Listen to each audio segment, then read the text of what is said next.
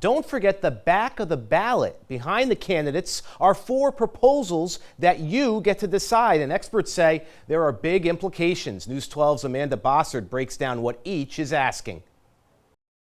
If you're only focused on the front of your ballot when you go to vote, you're not alone. Of the more than 1 million New Yorkers who came out to vote last November for mayor, 1 in 4 of them didn't turn their ballot over, didn't weigh in on those important questions to shape the future of New York State. Eric Friedman's job at the city's campaign finance board is to make sure voters know to flip your ballots. This time around, there are 4 proposals on the back with yes or no options. The first is the only one with statewide implications, deciding whether to fund more than $4 billion worth of environmental projects across New York to combat climate change. In certain circumstances, the government is required to go before the voters and ask for permission, whether it's flooding in the subways or in the streets.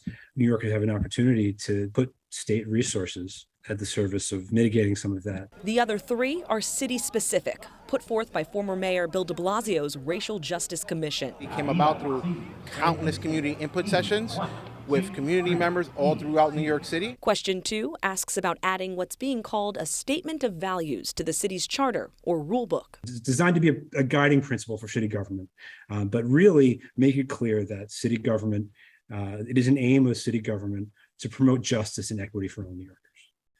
The second would take those principles and put them into action. That's question 3, which would establish a new racial equity office in New York City with a chief equity officer, alongside a commission responsible for implementing plans to ensure equality across all agencies.